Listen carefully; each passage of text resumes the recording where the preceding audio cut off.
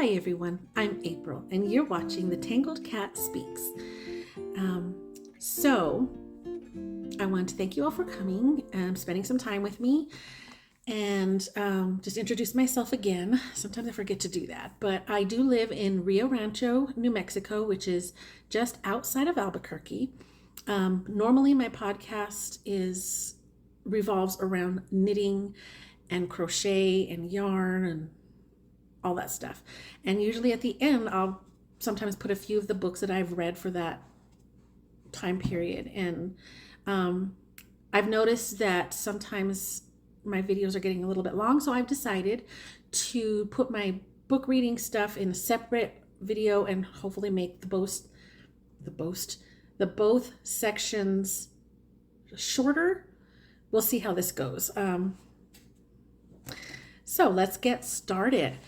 Now, I am not trying to be a booktuber. I know that there are people on YouTube who do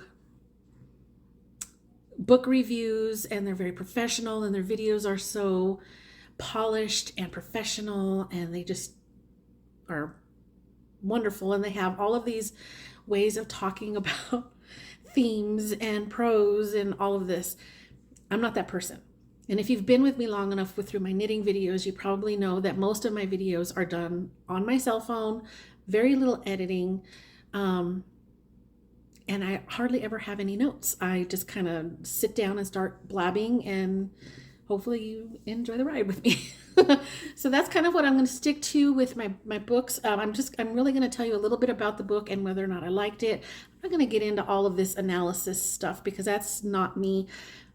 I have Swiss cheese for brains, so I don't always remember everything. But I'm going to tell you whether or not I liked it and blah, blah, blah. So yeah, don't think that this is going to be any kind of booktube video, just like my yarn videos are not knitting podcasts or crochet podcasts, because I'm me in my videos all the time. I do very little to prepare, so what you see is what you get, and here we go. So starting in January, I had mentioned that I wanted to read or listen to books that I already own, 100 of them, before I am allowed to purchase any new books or new to me books, because a lot of the books I buy are used. But 100 that I own. I am counting audiobooks and ebooks as well as physical books that I own. I don't know where I was going with that, but they are going to count in my personal challenge here. So let's go ahead and get started with that. I'm going to start off firstly with, let's see, I have one. I actually do have minimal notes, but 1, 2, 3, 4, 5, 6 since the beginning of the year. We are the 16th today, January 16th. So I've got 6. Let's see, 2 of them are audiobooks, and one is an ebook that I got, but I listened to the audio at the same time. So that's when you listen to the audiobook and read the text, that is called immersive reading. So I did one of that with one of the books. So the first one is an audiobook that I purchased for my from my Audible account, and this is by Dervla McTiernan. It's called The Murder Rule. And this one, she does a lot of like mystery / thriller kind of things. And this one was about, talk about a mystery. What is my cat doing? Hello? Freya?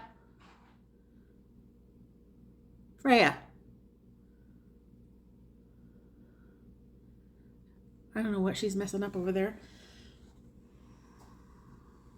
Hey, there you are, you monster. We're gonna have a talk. Just kidding. Okay, you're the boss. I get it.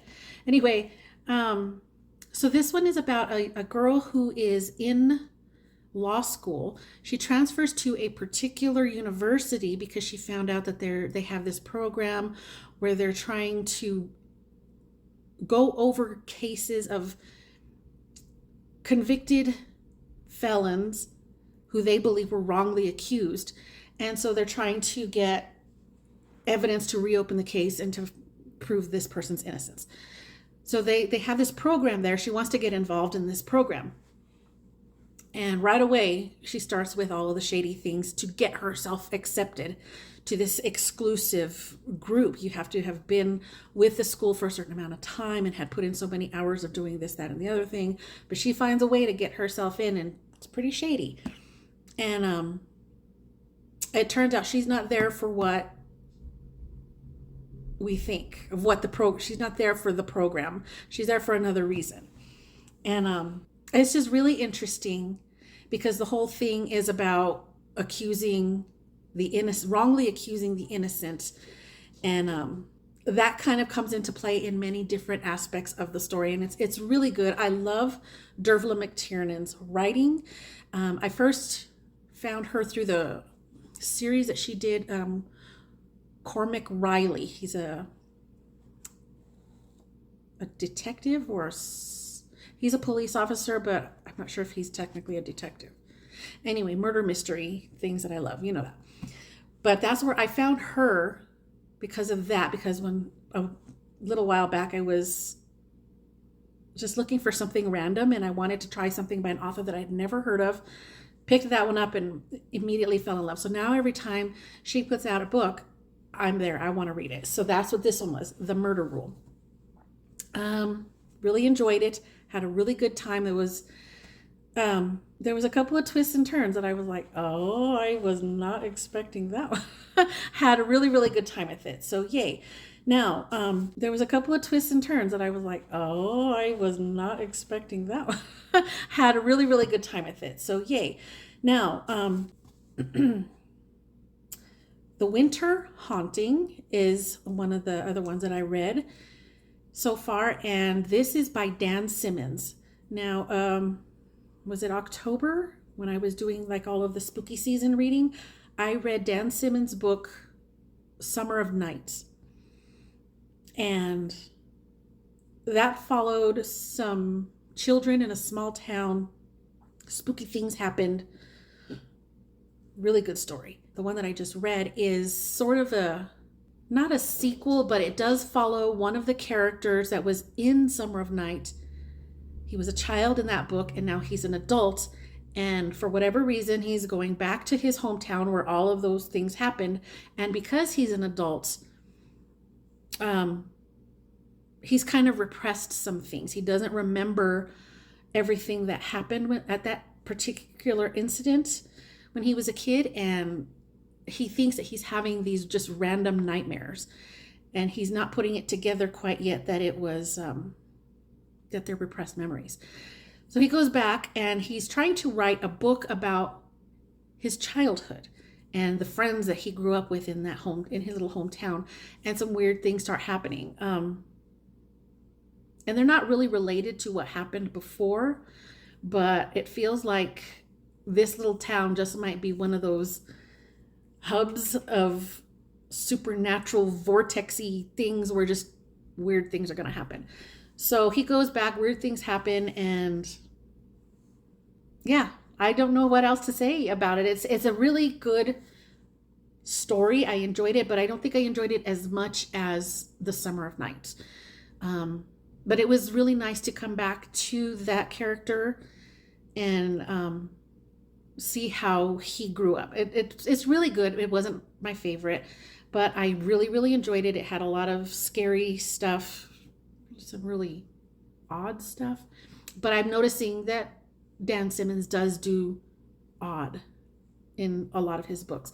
Now, there are two other books that are related to The Summer of Night. Like I said, this one is follows one of the children as an adult. So do the other two books. And I have both of those. And I am going to be reading them sometime this year as part of this whole 100 books that I own challenge. But it's not going to be for a while because I've got a whole list of things that I want to read. I've got all of these physical books everywhere just staring at me, dying to be read, and all of my ebook stuff and everything. So I will get to those soon, but those are also the same. They kind of follow children from that first book as they're adults, and it's pretty interesting. So I'm excited to get to those, and they're much shorter than the Winter Haunting and Summer of Night. So those ones will go by really fast whenever I do finally get to them. But I really liked Winter Haunting. I'm not going to put any kind of ratings on my reading because it seems like it's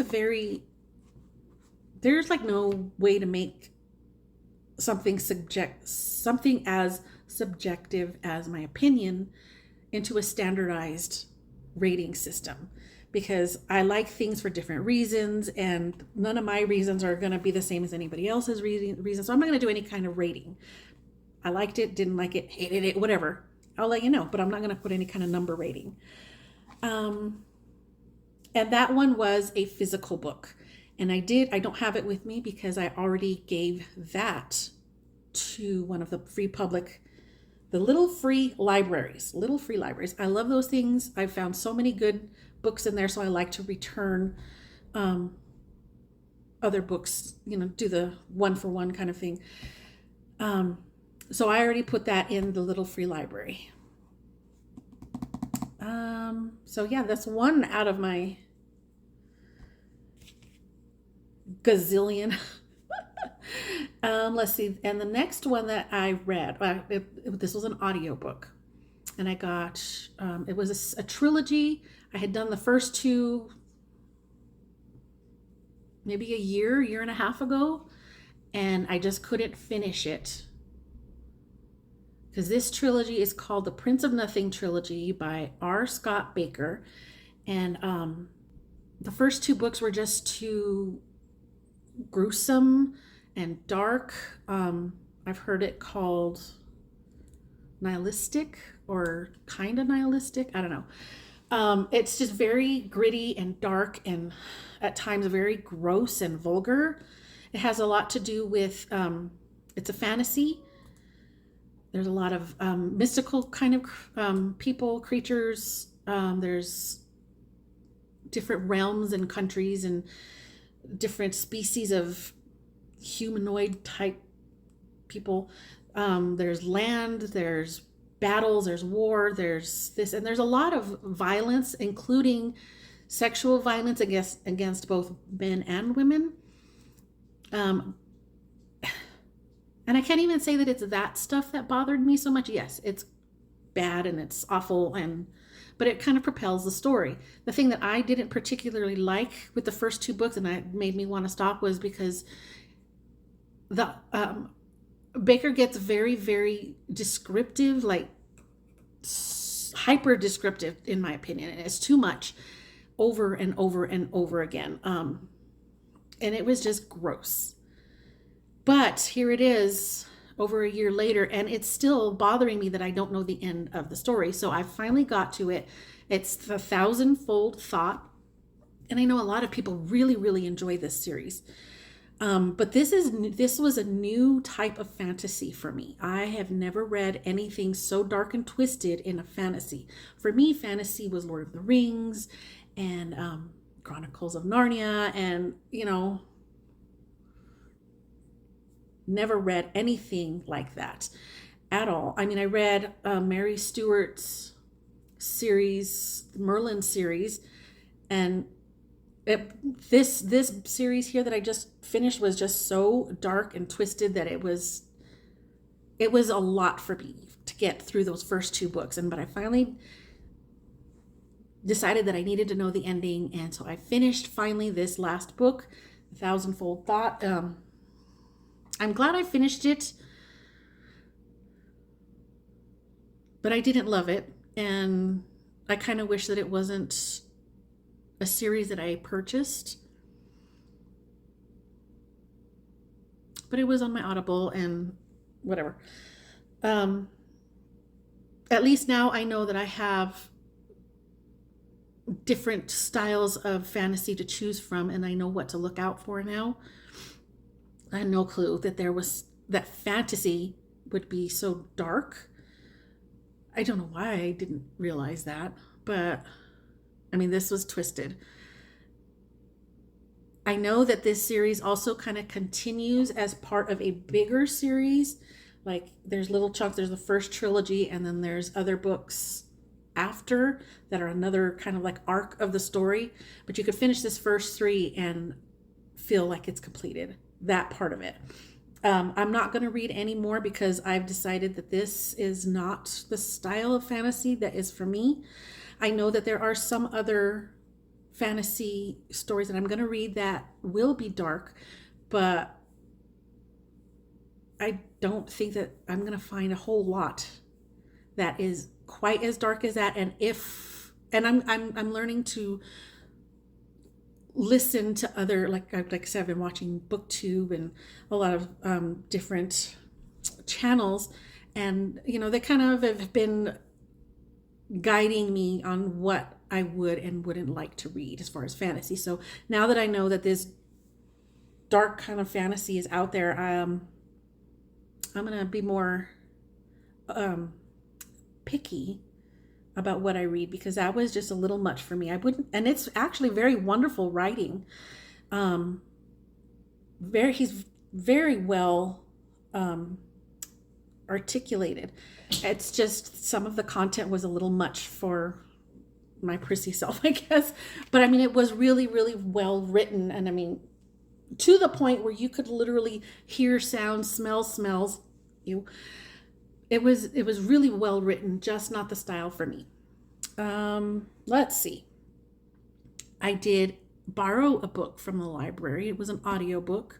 Like I said, I go through audios very quickly because that's what I listen to when I'm driving, when I'm knitting or crocheting, when I'm doing chores, when I'm working out. I have an audiobook on. So I go through them rather quickly, and I don't speed them up too much, usually 1.2, maybe 1.5, depending on the author. So I know people that can go through an audiobook at 2.5, and that just sounds like chipmunks to me, and I don't get it. But anyway, so this one was one that I had borrowed from the library because it's part of a series that I have been reading already, and it's The Haunted Bookstore Mysteries. It was originally done by an author called Alice Kimberly or Kimberly Alice. But that was a pseudonym by another author who's got another pseudonym. She's got many different like pen names. And she stopped using the Kimberly one, and now these books are under the series. I think the last 3 or 4 books have been under Cleo Coyle. This one is The Ghost and The Stolen Tears. Now these are cozy. This series is cozy mysteries. She's a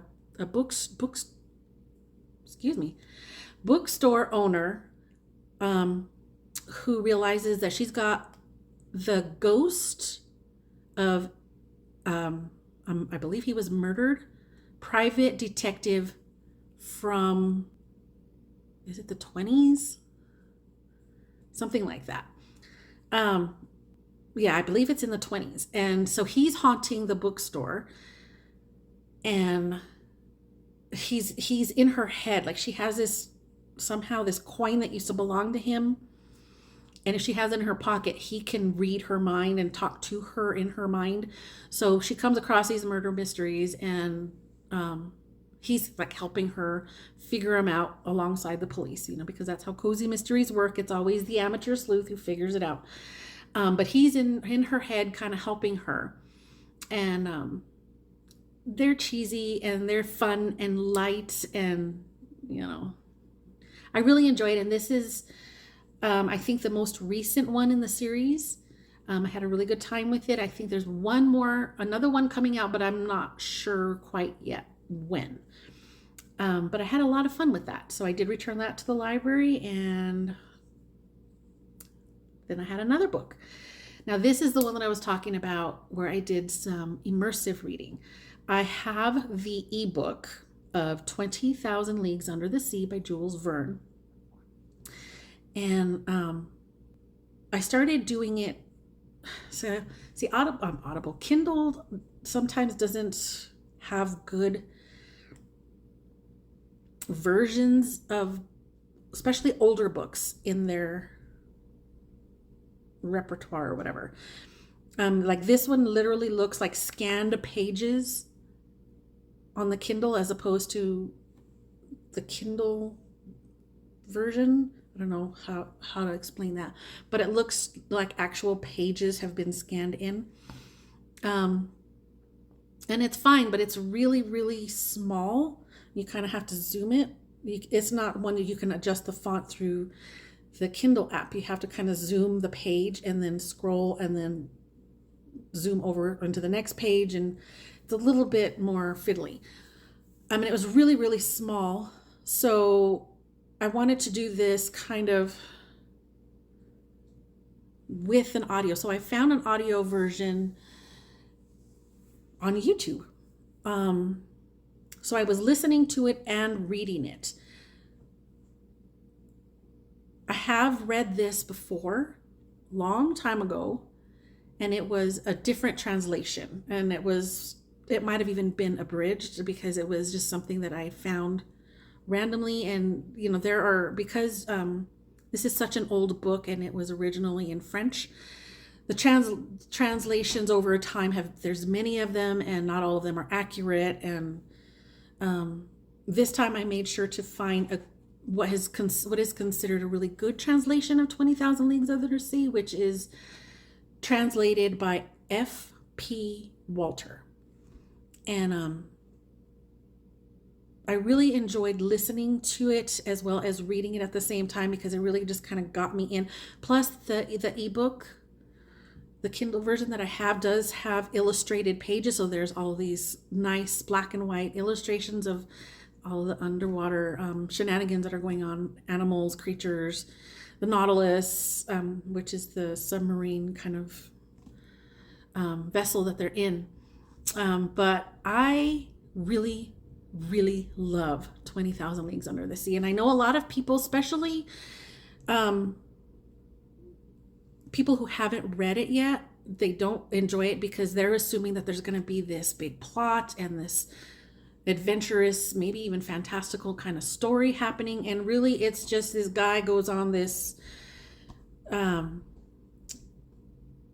crazy something out of the future submarine that he's built because he just wants to be away from people. He's very much an introvert and he just wants to roam the ocean in his little submersible vessel. And this guy just wanted to go along for the ride, and that's really all it is. He's chronicling what's happening day to day, what they eat, what they're bored of eating because they're so out in the ocean, and they stop at islands and they go hunting, and he's talking about all of the different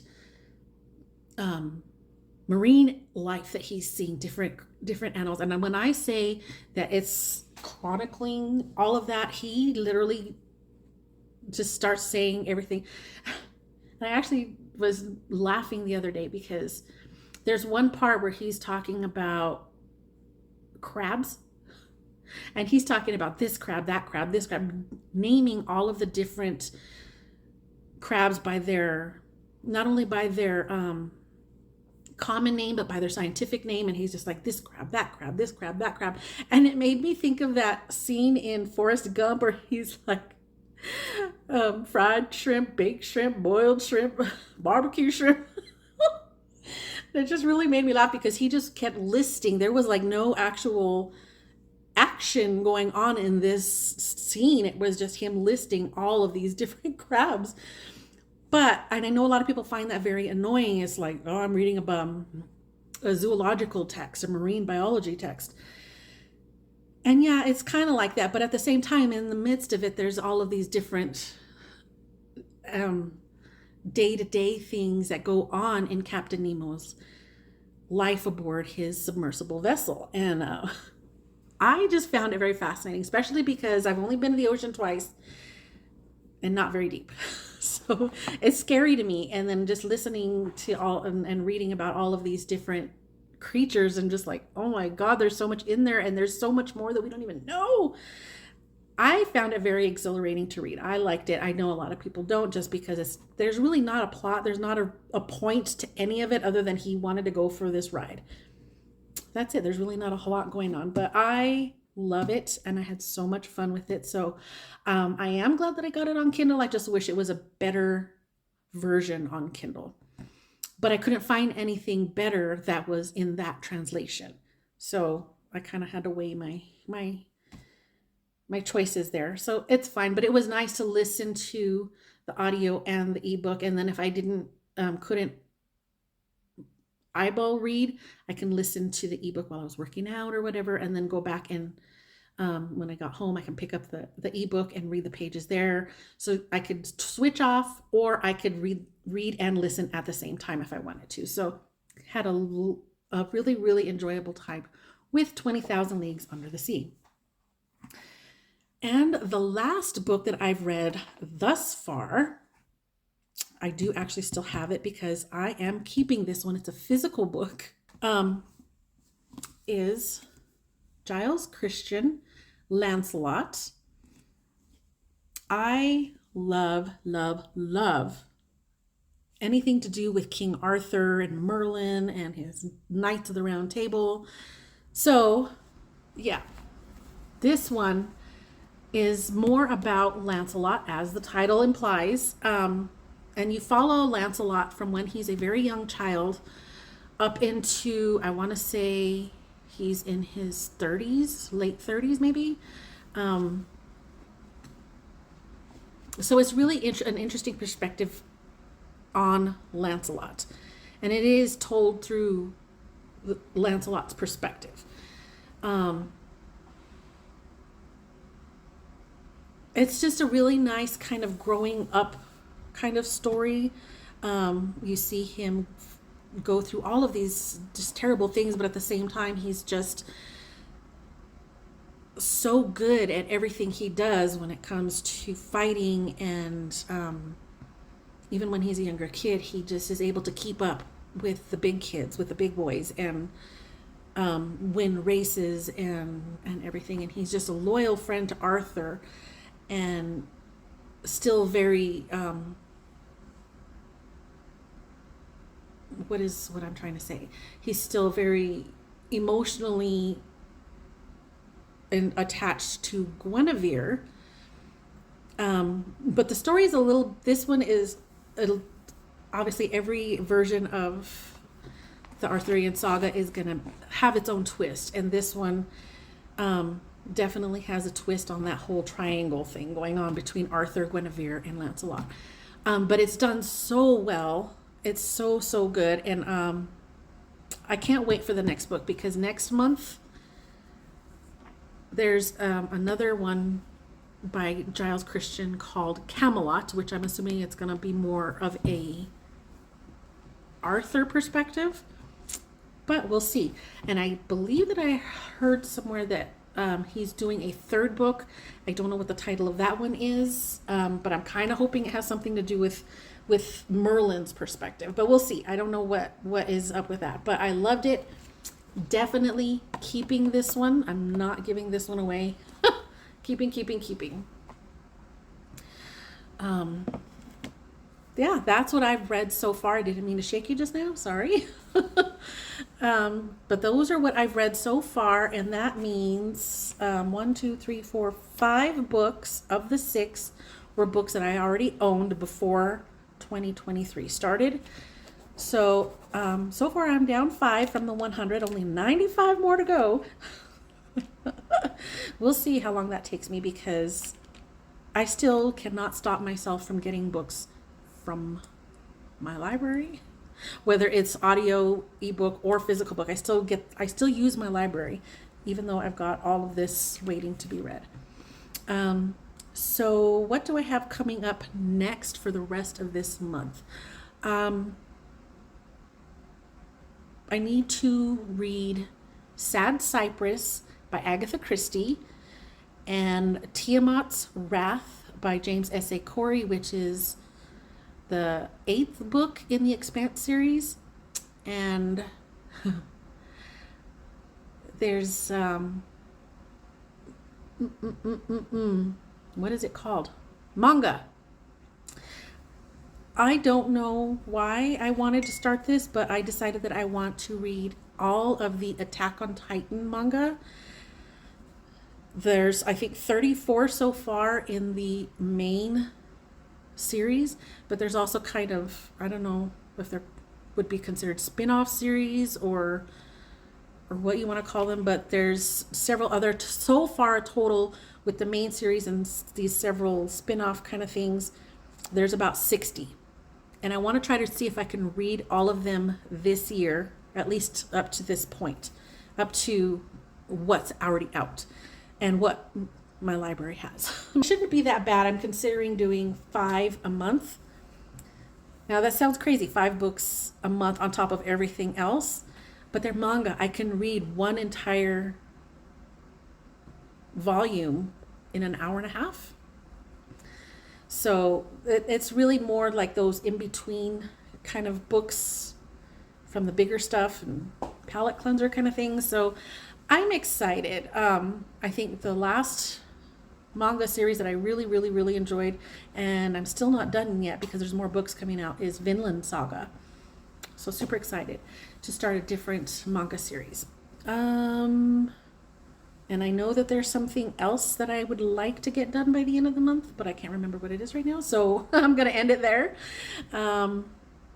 I enjoyed spending a little bit of time with you and letting you see what it is that I've got going on. I'm going to try to do this weekly. If not, then definitely every 2 weeks. But this is it. And I would like to know what you're reading. Or if you've read any of the ones that I've listed, and tell me what you think. So I will see you next time. Bye.